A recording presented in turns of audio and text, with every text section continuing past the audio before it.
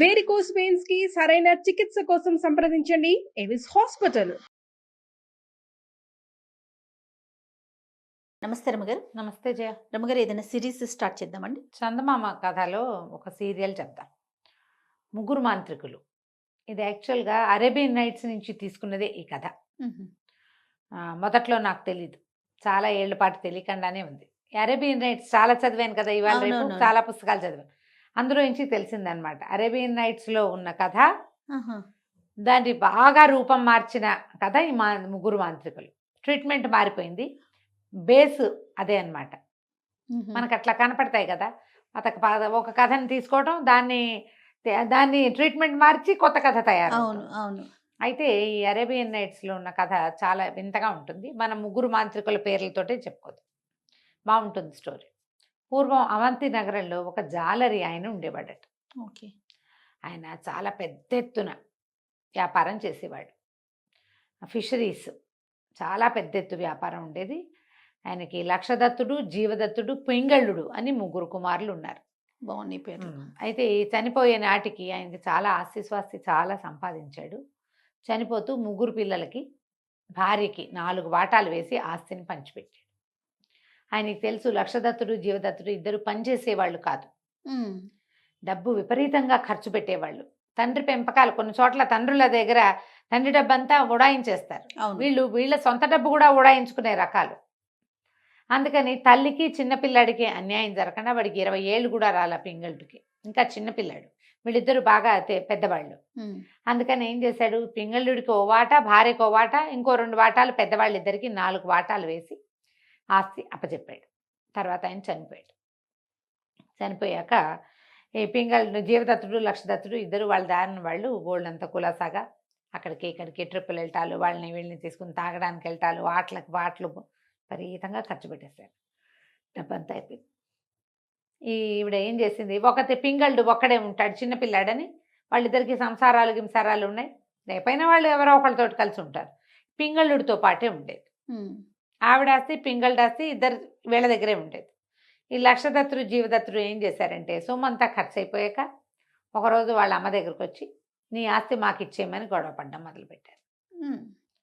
గొడవ పడితే ఆవిడేమంది, ఒరే అట్లా ఆస్తి ఎట్టా ఇస్తానరా, అట్లా ఇవ్వకూడదు, ఇవ్వను, మీ నాన్న ఆలోచించే పెట్టాడు, మరి నీ దారి నువ్వు ఉండకుండా వీడికి అప్పచెప్పడానికి కదా వీడి దగ్గర ఉన్నావు, పింగళ్ళ దగ్గర ఎందుకు ఉన్నావని పోట్లాడారు వాళ్ళు.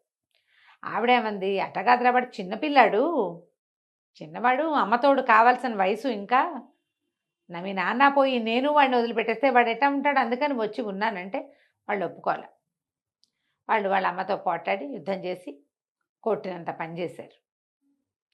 కొట్టపోయేసరికల్లా పింగళి అడ్డం వచ్చేసరికల్లా పింగళి కూడా పడ్డాయి దెబ్బలు.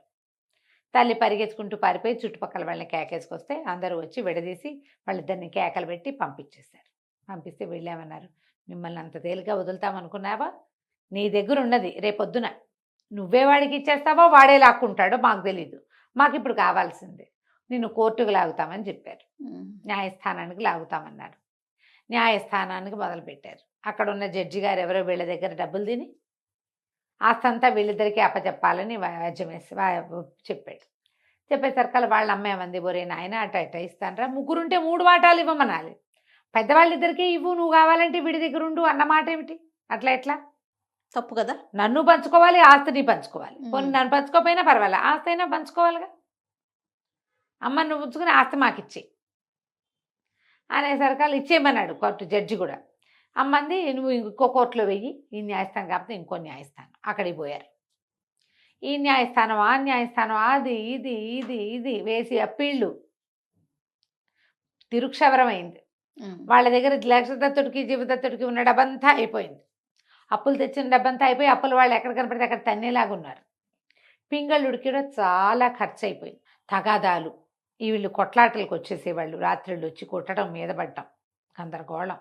సైనికులకి డబ్బిచ్చి కాపలా పెట్టించుకోవాల్సి వచ్చేది. అయ్యో, క్రమంగా వాళ్ళు నిరుపేదలైపోయారు, తండ్రి చిన్న కొడుకు, తల్లి చిన్న కొడుకు కూడా నిరుపేదలైపోయారు. ఆస్తి మొత్తం కరిగిపోయింది. మధ్యలో వీళ్ళు చేసిన గొడవలకి ఏ బిల్డింగ్ వీళ్ళు కొనుక్కుని ఉన్నారో ఆ బిల్డింగ్ జప్తు అయిపోయేది. అయ్యో, మరి గవర్నమెంట్ వాళ్ళు ఒప్పుకోరు కదా. చివరికి ఏమైంది, వాళ్ళిద్దరూ బిచ్చగాళ్ళు గాను, వీళ్ళిద్దరూ బిచ్చగాళ్ళకి దగ్గరగాను తయారయ్యారు. ఈ పింగళుడు ఏం చేసేవాడు, రోజు చేపలు పట్టడానికి వెళ్ళేవాడు. మెల్లిగా చేపలు పుచ్చుకొచ్చేవాడు. పుచ్చుకొచ్చి కొట్లో ఒక షాపులో అమ్మేవాడు. అమ్మితే వాళ్ళు ఇచ్చిన డబ్బులతోటి ఆ పక్కనే ఉన్న దుకాణం నుంచి రొట్టెలు, సామాన్లు, సరుకులు తీసుకునేవాడు. చేపల వాడు, సరుకుల వాడు దగ్గర దగ్గరే ఉండేవాళ్ళు అనమాట. సరే మెల్లిగా తల్లి కొడుకు, చిన్న కొడుకు సెటిల్ అయ్యారు. ఈ లక్షదత్తుడు, జీవదత్తుడు మాత్రం ఎక్కడైనా 10 రూపాయలు అప్పు దొరికితే జూదాలు ఆడేసి డబ్బులు పోగొట్టుకుని తగాదాలు, కొట్లాటలు, బిచ్చమెత్తాల్సిన స్థితి వచ్చింది. ఒకనాడు ఎప్పుడో తల్లి దగ్గరికి వచ్చి ఇలా పోమని ఏడ్చారు. డబ్బుల కోసం ఇంత పని చేసావు, నీకు చేసిన అన్యాయమే మమ్మల్ని స్థితి తెచ్చింది, అన్నం తిని 5 రోజులైంది అమ్మో అని ఏడ్చారు. ఏడిస్తే అమ్మ ఏమంది, ఒరే నాయన అన్నం పెడతాను రండి, తినేసేయండి, తమ్ముడు రాకుండా వెళ్ళిపోండిరా అని. రోజు అమ్మ మధ్యాహ్నం అన్నం వండి పెట్టేసేది, వాళ్ళిద్దరూ తినేసి సాయంకాలం తమ్ముడు వచ్చేసరికి ఏలేసుకుని వెళ్ళిపోయేవాళ్ళు. ఒకనాడు ఏమైంది, వాడు ఎందుకో తొందరగా వచ్చేసాడు పింగళుడు. వాడు చూసి అన్నయ్యని చూసేసరికి వీళ్ళిద్దరు సిగ్గుపడ్డారు, కానీ వాడు కావలిచ్చుకున్నాడు. అన్నయ్యని చూసేసరికి ఎన్ని రోజులైందో చూసి, ఇటా వచ్చారు ఏమిటి అని అడిగితే, డబ్బులు లేవు, ఏం లేవురా, అన్నం లేదు, డబ్బంతా పోయింది కదా, ఆకలేసి వచ్చామంటే, రోజు వచ్చేయండి ఇక్కడికే, అడుక్కుని తినద్దు, నాన్న పేరు ఏమైపోతుంది, అడుక్కోవద్దు, కొట్లాటలకు దిగద్దు, జూదానికి వెళ్ళిపోకండి, అన్నానికి ఏ ఇబ్బంది లేదు, నేను సంపాదిస్తున్నా కదా, వాళ్ళు పని చేస్తామని మాత్రం అనేవాళ్ళు కాదు. వీడు చేపలు పట్టేవాడు. సరే ఇటా కొద్ది రోజులు అలా గడిచింది. అన్నదమ్ములు నలుగురు కూర్చొని కబుర్లు చెప్పుకుంటూ అన్నాలు తినేవాళ్ళు. రోజు తినేసి వెళ్ళిపోయేవాళ్ళు. తమ్ముడు సంపాదన, అన్నయ్యల భోజనం, అట్లా గడిచినాయి రోజులు. ఓసారి ఏమైంది, ఒకరోజు పింగళుడు చెరువులో వాళ్ళేసాడు, ఒక్క చేప కూడా పడలేదు. చేప లేదు. ఏం చేయాలో తెలియలే, వాళ్ళ భుజాన్ని వేసుకుని నడిచి వచ్చి వెళ్ళిపోతుంటే చేపలు కుట్టాయని కేకేసాడు. ఏమిట్రా వెళ్ళిపోతున్నావని, ఇవాళ ఒక్క చేప కూడా పడలేదన్నా అన్నాడు. ఆయన ఊరుకున్నాడు. 2 అడుగులు వేసేసరికల్లా సరుకులు కొట్టువాడి కేక పెట్టాడు. పింగళ సామాన్లు తీసుకోకుండా వెళ్తున్నావేంటి అనేసరికల్లా, ఒక చేప కూడా పడలేదన్నా, రూపాయి లేదు, ఏం కొంటాను నేనంటే ఆ కేకేసాడు షాప్ అతను. అదేమిటి, డబ్బులు ఉన్నప్పుడు ఇద్దు కానీ, మీ అన్నయ్యలు కూడా మీ ఇంట్లోనే ఉంటుంటే నీకు రొట్టెలకు పిండి కావద్దా, అన్నం కావద్దా, రా అని కేకలేస్తారు. కేకలేసి తీసుకెళ్ళు, చేపలు పడ్డప్పుడు ఇద్దు కానీ, ఇప్పుడు ఇన్నాళ్ళ నుంచి, నేను నెలల నుంచి నా దగ్గరే కదా కొంటున్నావు నువ్వు, ఏం పర్వాలేదు నేను అరువిస్తాను రమ్మన్నాడు. సరే కావాల్సిన రొట్టెలకు కావాల్సిన పిండి, ఏవో సరుకులు గిరుకులు పుచ్చుకొని పోయాడు. అన్నయ్యలు ఇద్దరు కాచు కూర్చున్నారు తిండి కోసం. రోజు అదే కదా పరిస్థితి. సరే ఏదో వండుకొని తిన్నారు. 10 రోజుల పాటు ఒక్క చేప కూడా పడలేదు. అయ్యో. 10 రోజులు ఈ కొట్లో అరువు తెచ్చుకొని తిన్నారు. 11వ రోజు వీడి విసుగు పుట్టింది. చిచ్చి, నేను ఇక్కడికి రాను, వెళ్ళకూడదు ఈ చిన్న చిన్న సరస్సుల్లోకి. చిలకల సరస్సు అని ఒక చాలా పెద్ద సరస్సు, అది బాగా దూరం. దాంట్లో సగం వాటా రాజుగారిది. అసలు ఒకవైపు అసలు వలే వేయకూడదు, అలాంటి నియమాలు ఉన్నాయి.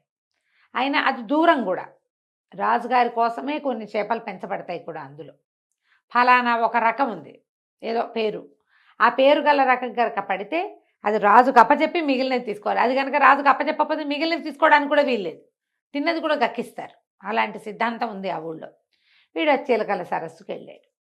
సరస్సులో వలేసి కూర్చున్నాడు. కూర్చుంటే ఏమీ పడలేదు. అర్థం కాలే వాడికి, ఏమిటి నా జాతకం ఇలా ఎందుకుంది. సరే ఎన్ని రంగుల చేపలు కనపడుతున్నాయి, వల్ల పట్టల్లా అవి. సరే వల లాక్కుని వెనక్కి తిరిగి వచ్చేద్దాం అనుకున్నాడు. దూరం నుంచి ఒక దుమ్మురేగుతూ కనపడుతోంది, ఎవరో గుర్రం వేసుకుని వస్తున్నారు. ఆ వచ్చిన వాడు దగ్గరకు వచ్చాడు. చూస్తే ఒక మంచి బలశాలి అయిన మనిషి, పొడుగాటివాడు, మంచి అందంగా ఉన్నాడు. గుర్రం బ్రహ్మాండంగా ఉంది. దిగి, పింగళ ఆగు, నాకు నీతో పని ఉందన్నాడు. అనేసరికి తెల్లబోయాడు. నువ్వెవరినే నాకు తెలియదే అన్నాడు. కానీ నువ్వెవరో నాకు తెలుసు, నీతో నాకు ఒక ముఖ్యమైన పని ఉంది, నువ్వు చెయ్యాలన్నాడు. చేయాలంటే ఇతను అన్నాడు, నాకేం పనులు గిల్లు రావండి, వాలేయటం వచ్చు, అంతకంటే ఏం రాదు నాకు. అంటే నువ్వు అదే చేద్దు కానీ నువ్వు నాకు ఒక సహాయం చేయాలన్నాడు. ఊరికే చేయనండి అన్నాడు. నీకు కావాల్సిన ఏర్పాటు నేను చేస్తా, సహాయం చేస్తానని ఒప్పుకోమన్నాడు. సరే ఒప్పుకుంటాను, ఏం సహాయం చేయాలి. నేను పట్టుతాడు ఒకటి తీసాడు సంచిలోంచి, ఈ తాడు పుచ్చుకో, నా 2 చేతులు కట్టేసి, కాళ్ళు కూడా కట్టే, చేతులు కాళ్ళు కట్టేసి నన్ను చిలకల సరస్సులోకి విసిరేసేయాలి. వింటారు కాంతిపోయాడు. ఏమిటి ఇట్లా చేసుకుంటారు ఆత్మహత్య అంటే, కాదోయ్, ఒకవేళ నేను కనుక మునిగిపోయాను అనుకో, మునిగిపోతా, నన్ను వేయంగానే కాళ్ళు పైకి తేలినాయి అంటే నేను చచ్చిపోయినట్టు. నువ్వేం చేస్తావంటే అప్పుడు ఈ గుర్రాన్ని తీసుకుని వెళ్ళిపో ఊళ్ళోకి. వర్తకుల సంఘం ఉంది కదా, దానికి కుడి చేతి వైపుగా పెద్ద గుడి ఉంది కదా, దాని ఎదురుకుండా ఒక షాప్ ఉంటుంది. ఆ షాపులో కాంచన మిశ్రుడు అని ఒకడు కూర్చుని ఉంటాడు. అతను నిన్ను చూడంగానే గుర్తుపడతాడు. ఈ గుర్రాన్ని అతనికి ఇచ్చే 100 వరహాలు ఇస్తాడు నీకు. ఒకవేళ చేతులు కనుక పైకి వచ్చినాయి అనుకో, తలా చేతులు కనపడితే వల వేసి నన్ను బయటికి లాగేసేయి అన్నాడు. ఇప్పుడు భయం వేసింది. ఇదేం పనండి, ఎవరికైనా తెలిస్తే నన్ను ఏం చేస్తారో, ఇట్టటివి చేయకూడదు అంటే నేనే కదరా అడుగుతున్నాను, నేనే కదా అడుగుతున్నా. ఒకవేళ నిన్నెవరైనా ఏదైనా అంటే కాంచన మిశ్రుడు నీకు సహాయం వస్తాడు, నువ్వు భయపడద్దు, నీకు 100 వరహాలు వస్తాయి. గుర్రాన్ని తీసుకెళ్ళి గుర్తుపడతాడు. ముందు నాకు చేతులు కట్టే అన్నాడు. వీడు ఆలోచించి తన మీద గుప్పెడు పొడుగున్న ఆయన్ని, ఆ వీరుణ్ణి, మీ పేరేంటండి, నా పేరు మండనుడు అని చెప్పాడు. మండనుడు అనేవాడివి 2 చేతులు వెనక్కి విరిచి కట్టేశాడు. తర్వాత ఆయన కాళ్ళు కూడా కట్టేసి మోసుకుంటూ తీసుకెళ్ళి చెరువులో ఆ చిలకల సరస్సులోకి విసిరేశాడు. అక్కడే నుంచున్నాడు. కాసేపటికి కాళ్ళు వచ్చాయి పైకి. అయ్యో చచ్చిపోయాడు అని వాళ్ళ ఏడ్చాడు. చచ్చిపోయాడు. తర్వాత తట్టింది, చచ్చిపోవటం వాడు ముందే చెప్పాడు. అప్పుడు అటు ఇటు చూస్తే ఎవ్వరు లేరు, పెట్ట పురుగు లేదు, నిర్మానుష్యంగా ఉంది. అమ్మయ్య ఎవరూ చూడలేదని వెనక్కి తిరిగి ఆ గుర్రాన్ని పుచ్చుకుని నడిపించుకుంటూ తీసుకుపోయాడు. ఏనాడు వర్తక సంఘం వైపుకి వెళ్ళినవాడు కాదు. చిన్నప్పుడు ఎప్పుడో వాళ్ళ నాన్న తీసుకెళ్ళాడు. ఆ వర్తక సంఘంలో పెద్ద కూటమి అది, దానికి ఒక పక్కగా కుడి చేతి వైపుకి ఒక పెద్ద సందు, ఆవిడ పెద్ద గుడి ఉంది. ఆ గుడి ఎదురుకుండా ఒక షాప్ ఉంది. ఆ సందులోకి వీడు వెళ్ళంగానే ఆ కొట్లో నుంచి ఒక అతను ఆజానుబాహు వాడు లేచి నుంచున్నాడు. ఇట్లా నెత్తి మీద చేయి పెట్టుకుని, గుర్రం చూడంగానే నెత్తి మీదకి వెళ్ళిపోయింది చెయ్యి. అర్థమైపోయింది. ఏం చేస్తాం, దురాశ దుఃఖాన్ని చేటు అన్నాడు దగ్గరకు వచ్చాక. అని 100 నాణ్యాలు ఎత్తిపెట్టి, అబ్బాయి ఈ సంగతి మాత్రం ఎవ్వరికీ చెప్పద్దు, నువ్వు ప్రమాదాల్లో పడతావు, జాగ్రత్తగా వాడుకో డబ్బులు అని చెప్పాడు. 100 నాణ్యాలు పుచ్చుకొని ఇంటికి వెళ్ళిపోయాడు. వెళ్ళి ఏం చేశాడు, ముందు చేపల వాళ్ళ కొట్లో బాకీ 10 రోజులు బాకీ ఉందిగా, మొత్తం బాకీ అంతా కట్టేశాడు. సరుకుల వాళ్ళకి అందరి దగ్గర బాకీలు కట్టేసి మాంసం కొట్టు, నూనె కొట్లు 2-3 కొట్లుని అందరి కొట్లలో తలా ఒక బంగారు దినారం ఇచ్చాడు. సరుకులు తీసుకుంటానులే మిగిలిన డబ్బులకి. అప్పుడంతా వీళ్ళకి వెండి నాణ్యాలే చాలు. బంగారు నాణ్యం అంటే 100 వెండి నాణ్యాలు, ఒక బంగారు నాణ్యం. అన్ని చోట్ల 25 40 బాకీలు ఉన్నాడు. ఉంచుకోండి, సరుకులే తీసుకుంటానని చెప్పి చక్కగా కూరలు నారలు బాగా మాంసం అన్నీ కొనుక్కుని ఇంటికి పట్టుకెళ్ళాడు. ఈ 10 రోజుల నుంచి పిండి రొట్టె పిండి ఏదో పిచ్చి కూరలతోటి కాలక్షేపం చేస్తారు. ఈయన చూసేసరికి ఆశ్చర్యపోయారు అన్నయ్యలు. ఆహారం కోసం వేచి ఉన్నారు. సరే తీసుకొచ్చిన పదార్థాలన్నీ చక్కగా తీయటివి అవి ఇవి పెట్టు తినేశారు. అమ్మ రొట్టెలు చేసింది, కులాసాగా అన్నాలు తిన్నాక అన్నయ్యలు ఇద్దరు ఏలేసుకుంటూ బయటికి వెళ్ళిపోయారు. వీడేం చేశాడు, కుర్రాడు వాకిలు తలిపేసి పింగళ్ళు లోపలికి వెళ్ళి వాళ్ళ అమ్మ దగ్గర కూర్చుని ఆ 100 నాణ్యాలు ఆవిడ ముందు పెట్టాడు. 100 వాళ్ళ ఒక 5 6 వాడాడు. 3 అట్టాగే ఉంది కదా, డబ్బు ఎక్కడిదిరా నాయనా అని అడిగింది. అమ్మ ఏం జరిగిందో తెలుసా, ఒక అతను వచ్చాడు, అతను ఇట్లా చేయమన్నాడమ్మా అనేసరికి భయపడింది.